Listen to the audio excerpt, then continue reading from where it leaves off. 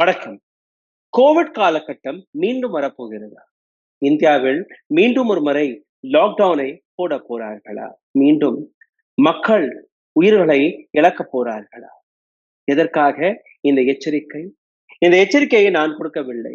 இந்த எச்சரிக்கையை world health organisation WHO மே 17ஆம் தேதி உலக நாடுகளுக்கு எடுத்து வைத்திருக்கிறார்கள். அதாவது ஒரு கொடூர வைரஸ் கோவிட் காலகட்டத்திற்கு பின்பு மீண்டும் ஒரு முறை ஒரு எமர்ஜென்சி சிச்சுவேஷன் உலகத்திற்கு முன்பு வந்திருக்கிறது. இந்த முறை எபோலா வைரஸ் என்கிற இந்த பெயர். இந்த வைரஸ்க்கான அர்த்தத்தை நீங்க புரிந்து கொண்டீர்கள்ல. இந்த வைரஸை குணப்படுத்துவதற்காக எந்த விதமான வேக்சினேஷன், எந்த விதமான மருந்து இதுவரை கண்டுபிடிக்கப்படவில்லை. இந்த வைரஸுடைய கொடூரத்தை நீங்க பாருங்கள்.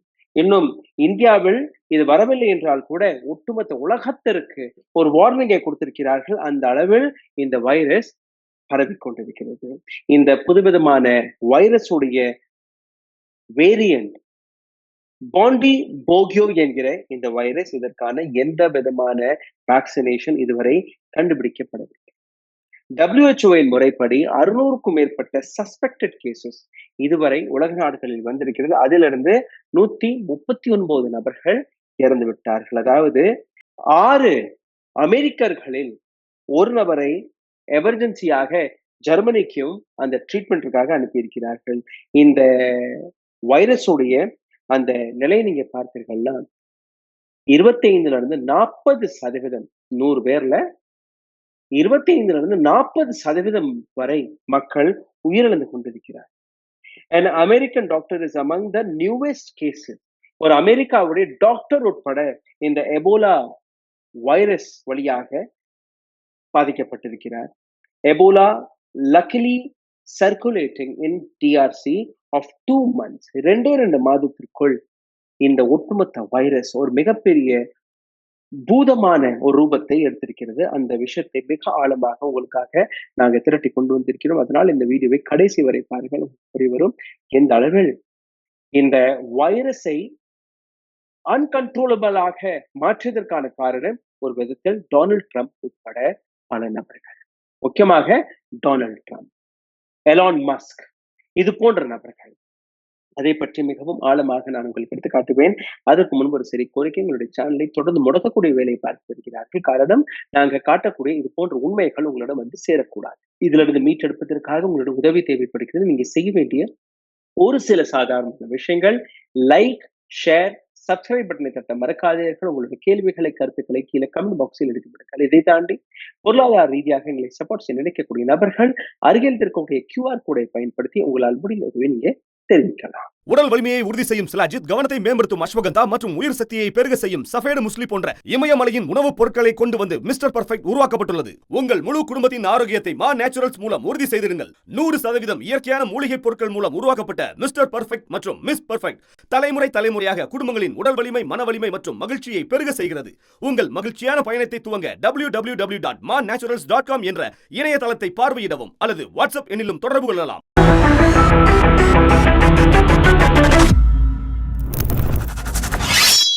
இந்த வைரஸிற்கான ஸ்பெசிபிக் ட்ரீட்மெண்ட் கிடையாது, மெடிசின் கிடையாது.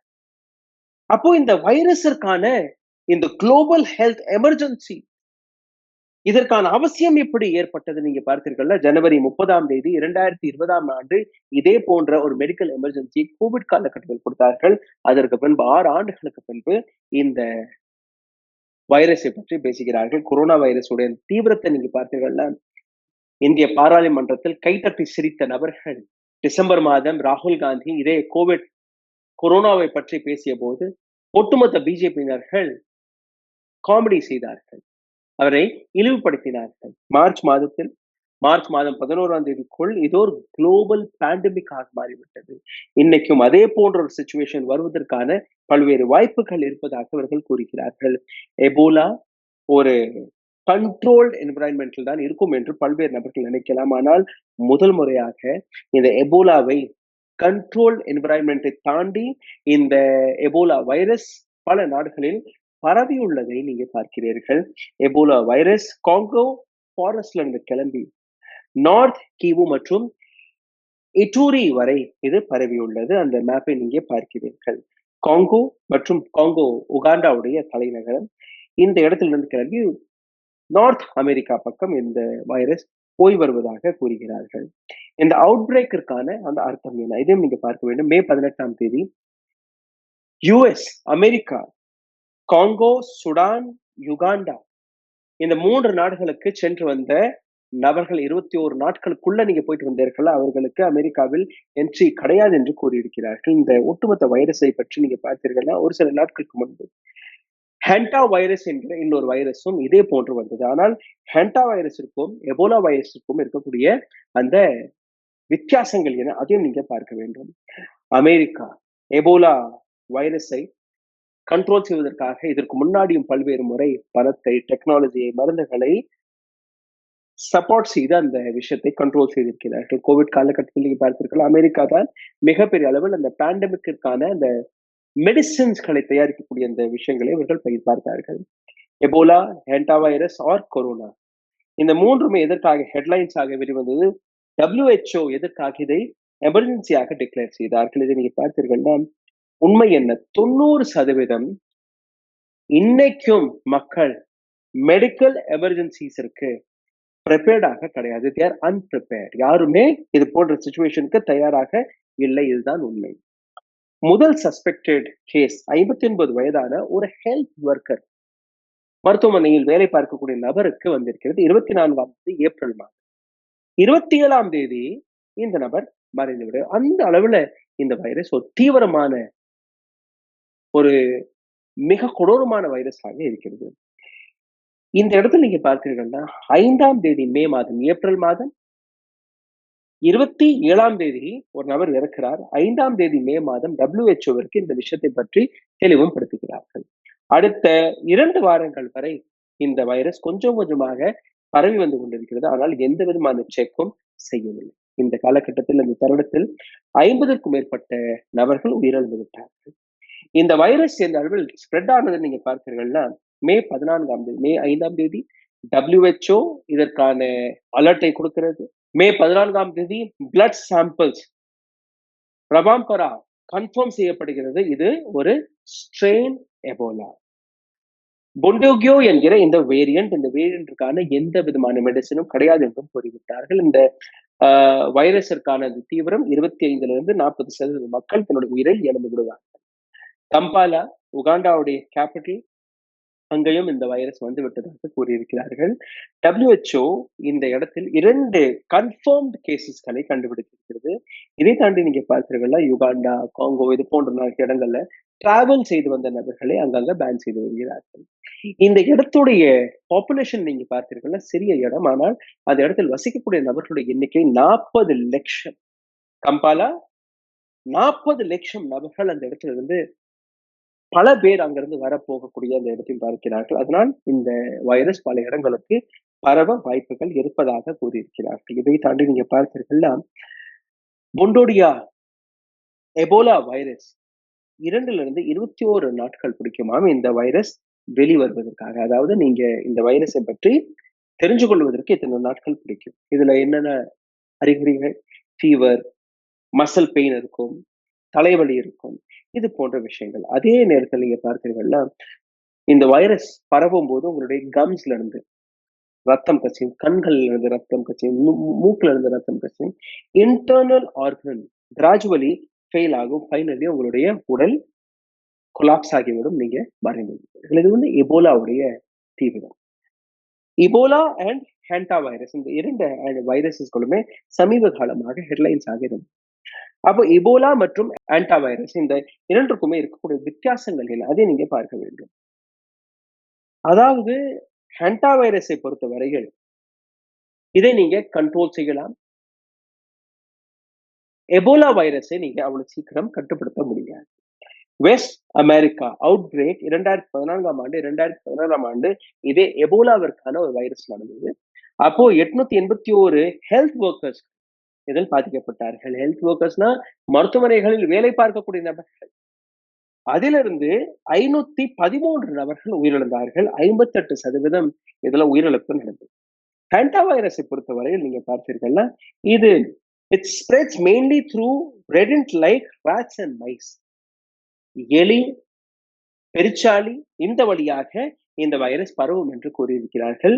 இந்த வைரஸ் இந்த பெருச்சாளி இந்த எலியுடைய அந்த யூரினேஷன், சலைவா, எச்சி அல்ல அந்த கழிவு இந்த வழியாக வரும் என்று கூறியிருக்கிறார்கள். அப்படி அந்த கழிவுகள் மீது உங்களுடைய கால் படும்போது நீங்க தொட்டுட்டு இருக்கலாம், அது உங்கள் உடலில் வந்து அங்கிருந்து அது வரும். இதை கண்டாமினேட்டட் ஏரியாவில் நீங்க போனீர்கள்னா அது நடக்கும். ஆனால் இதே இடத்துல நீங்க பார்த்தீர்கள்னா எபோலா வைரஸ் 100% கன்ஃபார்ம்டான எப்படி இது வரும் என்று யாருக்குமே தெரியவில்லை. ஆனால் வெளிவந்த ஒரு சில விஷயங்களை நீங்க படித்து பார்க்கிறீர்கள்னா பழம் சாப்பிடக்கூடிய வவ்வால் வழியாக இந்த வைரஸ் பரவியதாகவும் கூறியிருக்கிறார்கள்.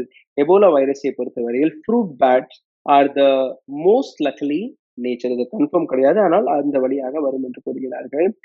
இந்த பேட்ஸ் இந்த வைரஸை கேரி செய்து பல்வேறு இடங்களுக்கு எடுத்துச் செல்வதாக கூறியிருக்கிறார்கள். இந்த virus can lead the first splitter, can lead to the first spillover infection in human. Bats வழியாக இந்த வைரஸ் வரும் என்று கூறியிருக்கிறார்கள். ஹேண்டா வைரஸை பொறுத்தவரையில் இது ஒரு நபர் அவர் ஹேண்டா வைரஸாக பாதிக்கப்பட்டிருந்தாருன்னா அது மற்ற நபர்களுக்கு போய் பரவாது. ஆனால் எபோலா வைரஸ் அப்படி கிடையாது. எபோலா வைரஸ் பரவும். இது கோவிட் மாதிரி கிடையாது. கோவிட்ல வந்து நீங்க காற்றில் பறக்கக்கூடிய அந்த வைரஸ், இது ஒரு நபருடைய எச்சி, ஒரு நபருடைய மற்ற விஷயங்கள் வழியாக தான் இது பரவும் என்று. சோ கோவிடை விட கொஞ்சம் மைல்டாக இருந்தால் கூட, ஆனால் இதோடைய தீவிரம் மிக அதிகமாக இருக்கிறது. இதை ஸ்ப்ரெட் ஆர் வேல்யூ, இதோடைய ஸ்ப்ரெட் ஆர் வேல்யூ மிக அதிகமாக இருக்கும் என்றும் கூறியிருக்கிறார்கள். இந்த ஒட்டுமொத்த விஷயத்தை நீங்க பார்த்தீர்கள்னா psychological fear on Ebola virus எந்த அளவு இருக்குன்னு நீங்க பாருங்க.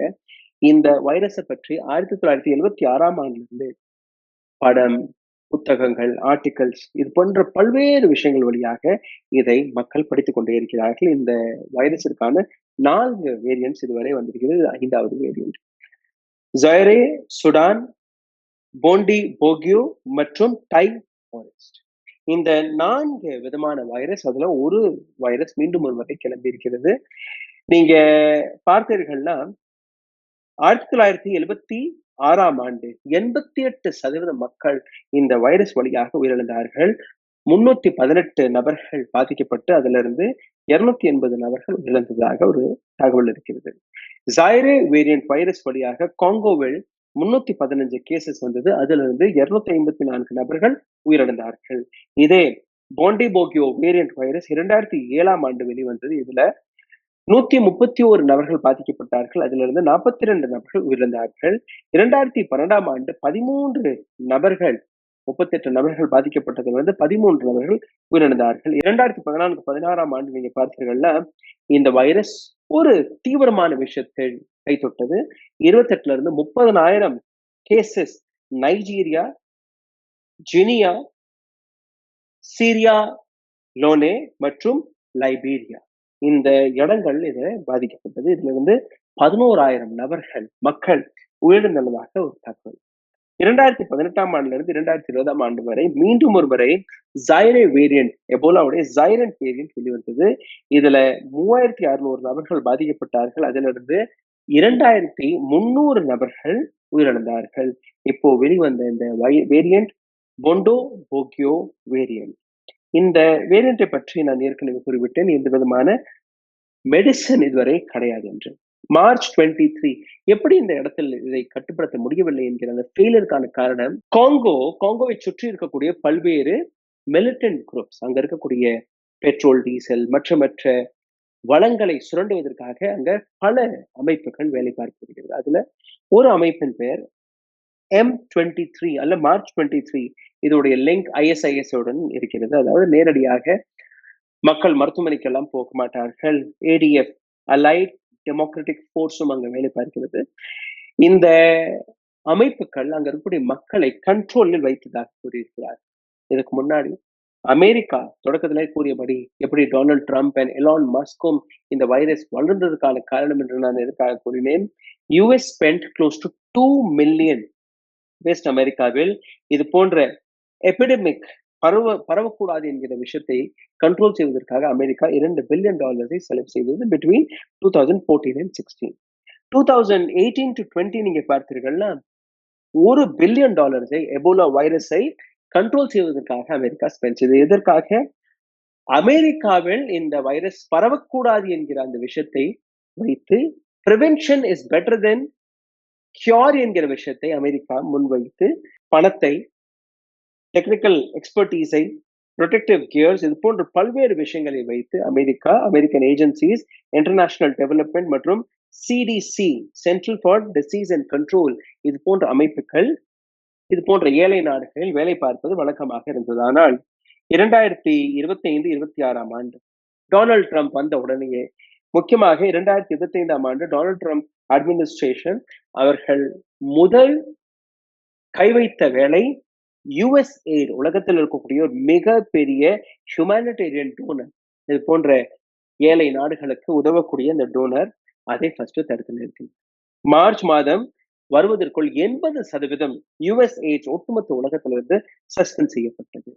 இந்த வேலையை பார்ப்பதற்காக டெஸ்லாவுடைய CEO எலான் மஸ்கை டொனால்ட் ட்ரம்ப் அமைத்தார். டாட்ஜுடைய தலைமையில் அவரை அமர வைத்தார்கள். இப்போ அதே எலான் மஸ்க் கூறக்கூடிய விஷயம் என்ன? So, example with USAID, one of the things which accidentally cancelled very briefly was Ebola prevention.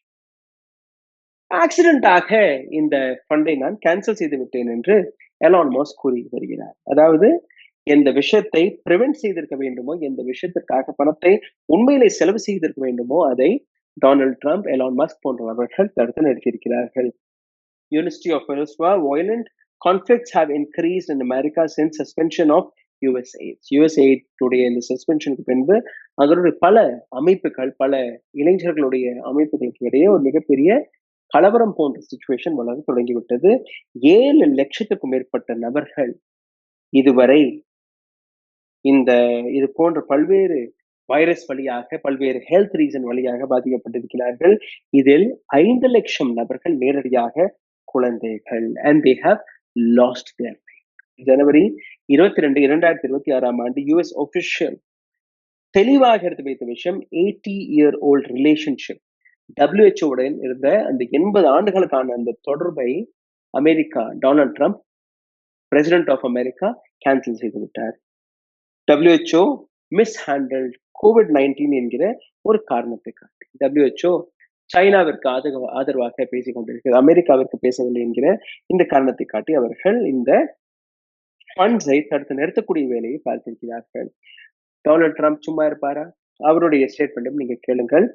I am concerned about everything, but certain I think that it's been confined right now to America, but it's something that has had breakout. இது இப்போதைக்கு ஆப்பிரிக்கால மட்டும்தான் இருக்கு, பயப்படாதீர்கள். உங்களிடம் வர பல நாட்கள் பிடிக்கும், ஆனால் வரும். This is what Donald Trump is saying. So, if this is how our health system is being manipulated or increased, நீங்க பார்க்கும்போது எதற்காக டொனால்ட் ட்ரம்ப் போன்ற நபர்கள் அல்ல இது போன்ற எய்ட்ஸை தடுத்து நிறுத்திய நபர்கள் மீது வழக்கை போடக்கூடாது, இன்டர்நேஷனல் கோர்ட்ல அவர்களை இழுக்கக்கூடாது என்கிற இந்த விஷயம். ஒரு விஷயத்தை நீங்க பார்த்து கொள்ளுங்கள், இது காற்றில் பரவக்கூடிய விஷயம் கிடையாது. இப்படி கோவிட் இங்க தும்மினால் கூட இன்னொரு நபருக்கு போய் சேருமோ, அது இந்த இடத்துல கிடையாது. ஆனால் இதுவும் மிக ஆபத்தான ஒரு வைரஸ் ஆக இருக்கிறது. இதை பற்றின இன்னும் ஆழமாக சயின்டிபிக் முறையான பல தகவலை நாங்கள் அழைச்சி ஆராய்ந்து கொண்டிருக்கிறோம். அதை பற்றின ஒரு டீட்டெயில்டான ரிப்போர்ட்டை மீண்டும் ஒரு முறை நான் உங்களுக்கு கொண்டு வர கடமைப்பட்டிருக்கிறேன். அதுவரை காத்து கொண்டிருங்கள். உங்களுடைய கேள்விகளை, உங்களுடைய கருத்துக்களை தயவு செய்து கீழே கமெண்ட் பாக்ஸில் பகிருங்கள். இந்த வீடியோவை பகிர்வதற்காக லைக், ஷேர், சப்ஸ்கிரைப் பட்டனை தட்ட மறக்காதீர்கள். அருகில் இருக்கக்கூடிய QR கோட் எங்களை தொடர்ந்து முடக்கக்கூடிய விஷயத்திலிருந்து மீட்டெடுப்பதற்காக நீங்க அதை பயன்படுத்தி உங்களால் முடிந்த உதவியை நீங்க தெரிவிக்கலாம். நன்றி, வணக்கம். ஊடகம் கார்ப்பரேட் அரசியல்வாதிகளின் கைப்பாவையாக, அடிமைகளாக இருந்தது போதும். இனி சாட்டை எடுத்து சுழற்றும் நேரம் வந்துவிட்டது. ஊடகம் பொதுமக்களாகிய உங்களுக்காக, உங்களாலேயே இயக்கப்பட வேண்டும். ஊடக சுதந்திரத்திற்காக உங்களின் பங்களிப்பை இன்றே அளித்திடுங்கள்.